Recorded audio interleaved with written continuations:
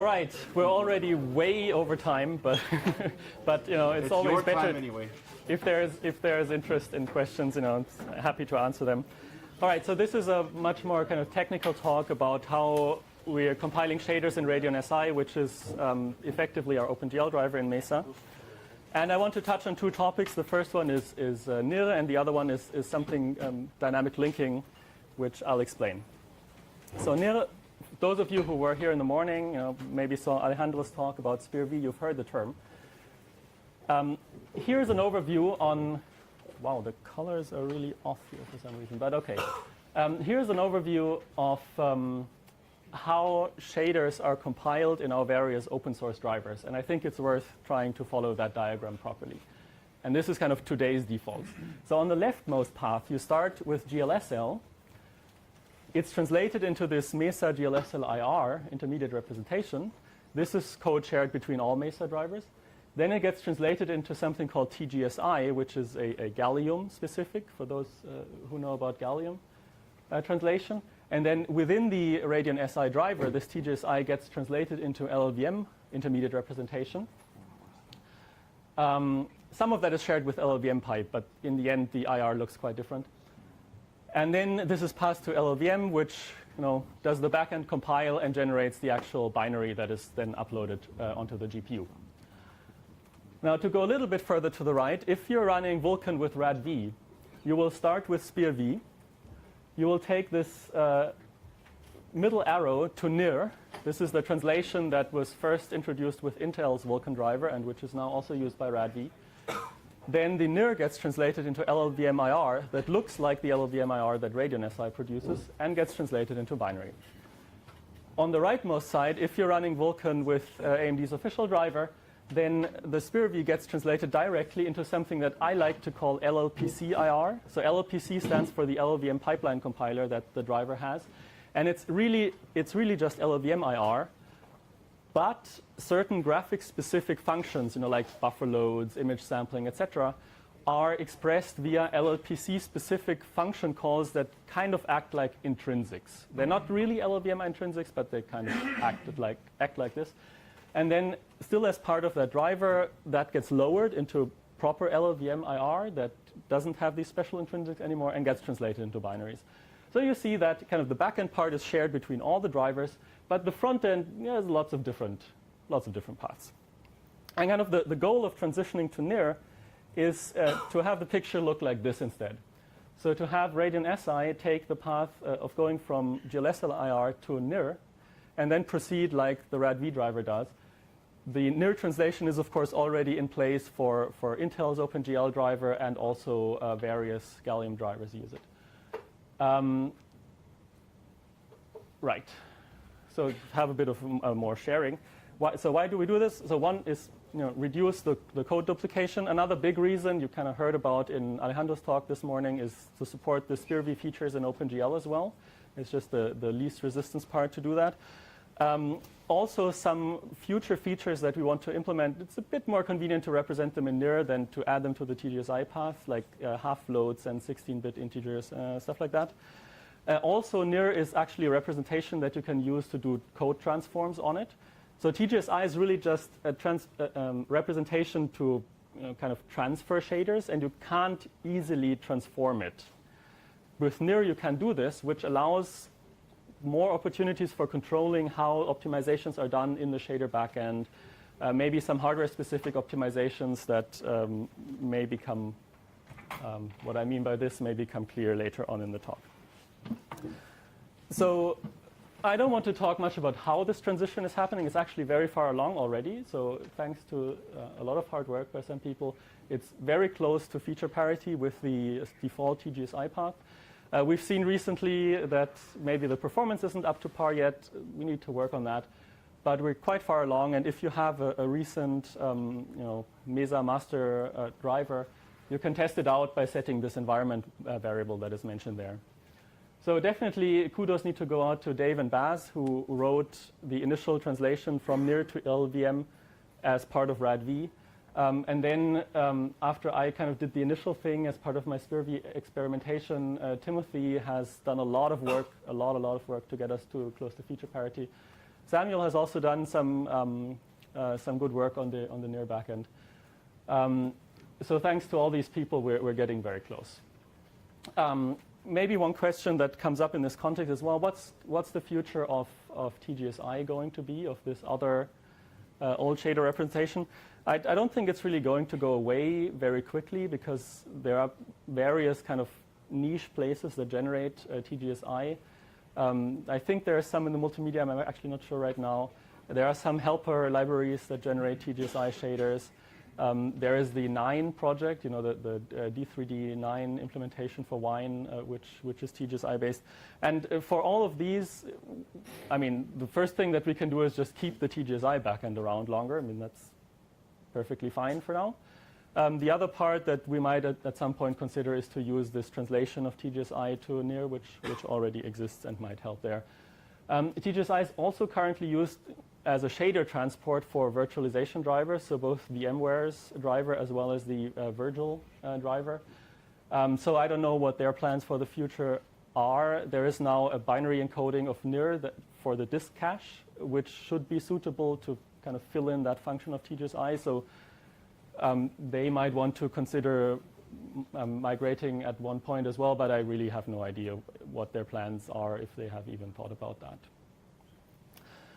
And yeah, given the lack of time, this was really everything I wanted to say about the NIR part of my talk. So if there are questions about that, maybe bring them up already now. Otherwise, I would just continue. OK. So the second part, I wanted to talk about concerns with dynamically linking shaders. So what do I mean by that, and why do we want it? Or why could it be useful? And this is really an aspirational talk where there isn't code written yet. It's kind of a goal to talk about and get feedback for. So LLVM, what it gives back to the driver is a standard ELF object that contains the shader binary. Right? It contains some GPU-specific data sections, but mostly it's a standard ELF object. And right now, what we're doing is we're just taking the code part, so the text section out of it, and we'll actually just kind of paste together text sections of multiple shader parts. The goal would be that instead of this kind of ad hoc pasting, we'll do a real linking step that can also take other sections into account and that can resolve relocations and all sorts of things like that. The main motivations for that are that doing so would allow us to really have a better treatment of read-only data. So right now, if you have a constant in your shader, like if it's just a scalar value, then it will become an immediate as part of the instruction stream, like on x86, right? On x86, you have instructions with immediate constants, and the same on our GPUs. But if you have a larger constant structure, so maybe some kind of hard-coded lookup table that the shader uses, then we don't, like in a normal program on a CPU, that would land in this read-only data section. But since we don't have that yet, the only ways we can deal with it are either to translate it into uniforms and treat them like uniforms that happen to be unchangeable by the program, or we generate code which has them all as immediate constants and kind of builds the table on the fly while the shader is running. And neither of these solutions are particularly great, so it would be good to have proper handling of these read-only data sections. And the other aspect is that it would or should allow us to explicitly describe what the hell we're doing with LDS. I will explain what. So LDS is local data share. People who write compute shaders know about that. It's just called maybe differently. And I'll explain the details of that. Maybe you're asking yourself right now, OK, why do we have multiple shader parts that we want to paste together in the first place? If you program OpenGL, you might be thinking of shader objects that are being linked together in a program, but that's not it. So in OpenGL, you can have, for example, multiple vertex program shader objects that are being linked together into a single program. But this linking happens long before we ever convert it to LLVM IR. So I'm not talking about this kind of linking. What I am talking about can maybe be illustrated with a small example. So this is one of the simplest possible pixel shaders, which I extracted by running this glx skiers command. And this is just the assembly, right, that we output. And I mean, no, I'm biased, of course, but I think of all the desktop GPUs, we have the nicest assembly. To make sense of it, I should maybe tell you a couple of things. So first of all, our ISA is honest about the fact that multiple threads are being run simultaneously within the same what we call wave. So the program is kind of running a wave, and each wave consists like a single instruction multiple data machine of 64 parallel threads. And so there are scalar instructions, like the very first one. It starts with an S, like scalar, which is operating on a scalar value. So it copies a single 32-bit value from S9, which is the scalar register number 9, to the special register M0. Now, why it would do that is maybe a bit mysterious. S9 happens to be pre-initialized by the hardware. You can think of it as a kind of shader ABI that's going on. And M0 is a special register that will be implicitly used by the next instructions. So the next instructions, they start with a V, like vector. So they actually operate on up to 64 pixels at the same time. And they are interpolation instructions, which is maybe a bit of a misnomer because there's no mathematical interpolation going on. What they're doing is they're just taking a constant attribute value. So you see the P0 atter0.x, which basically tells take the x component of the 0 index attribute and store its value in V0. And then does that for x, y, z, v, w. Then you have vector instructions that convert, packing 32-bit floating point numbers as half floats by rounding to 0, RTZ. Taking values from the V0, so the 0th vector register, the first vector register, packing them together, storing the result in V0. And then the one after that, taking values from V2 and V3, packing it into V1. And then finally, there is a special instruction called an export instruction, which will export this color data to the color buffer, which then writes it into the render target, possibly performing blending. And finally, a scalar instruction that says end program. That's the end of the shader. So there are these kind of, whoops. What the hell?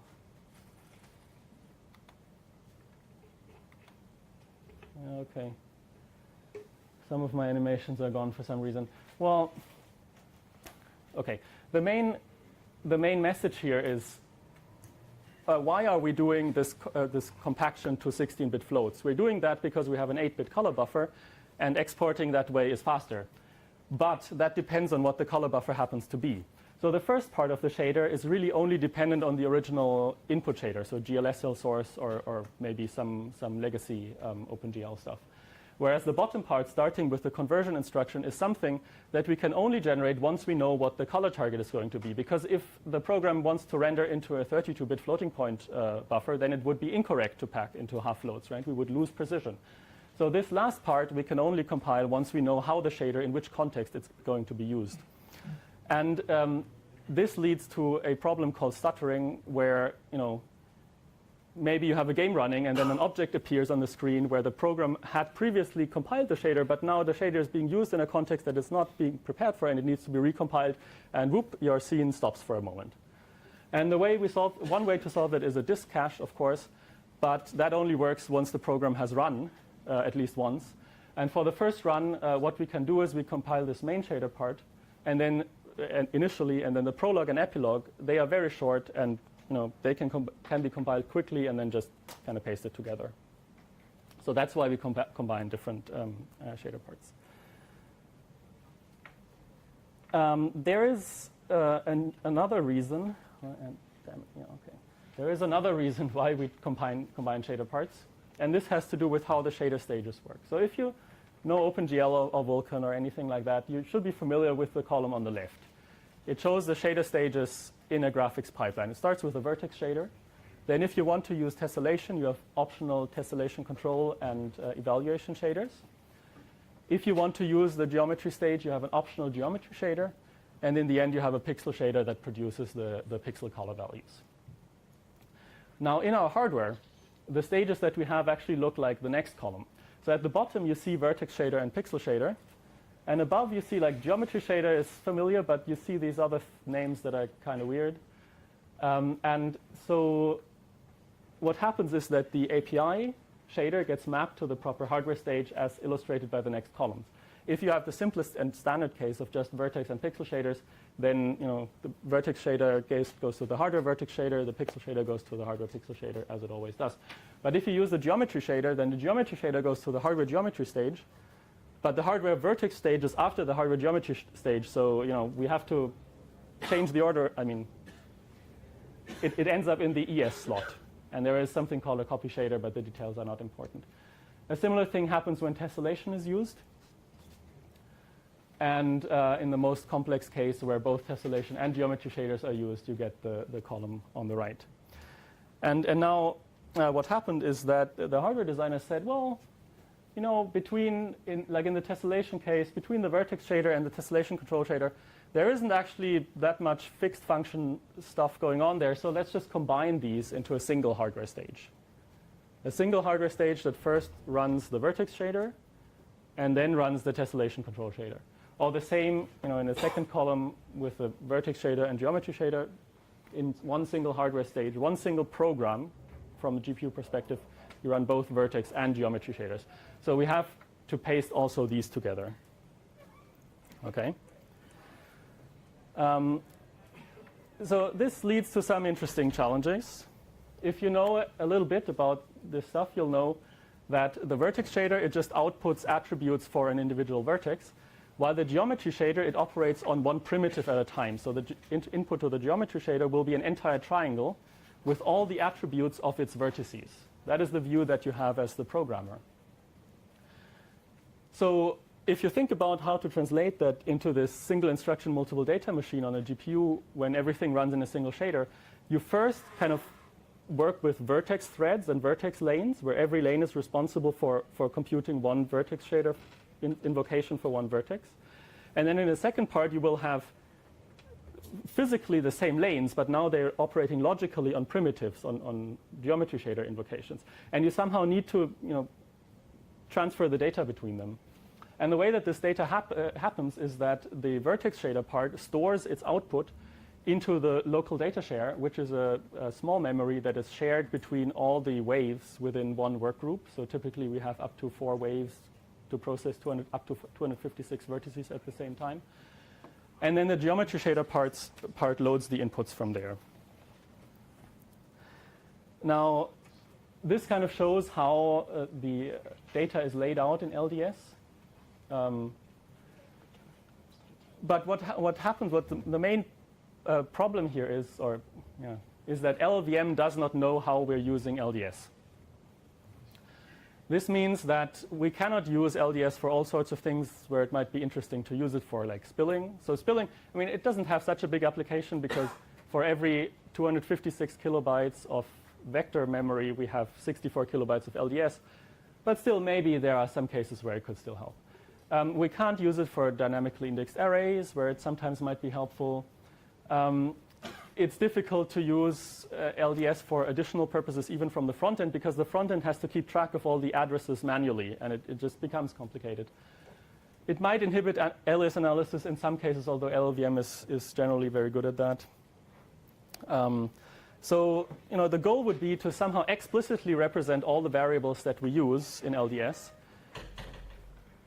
store them, represent them as an LDS segment in the ELF object that we get, and then, when we merge together a vertex and geometry shader, they will have a shared variable, which will be where they transfer the attributes. But maybe they have some other uses for LDS as well, and we somehow use the linker to arrange those and calculate the right addresses.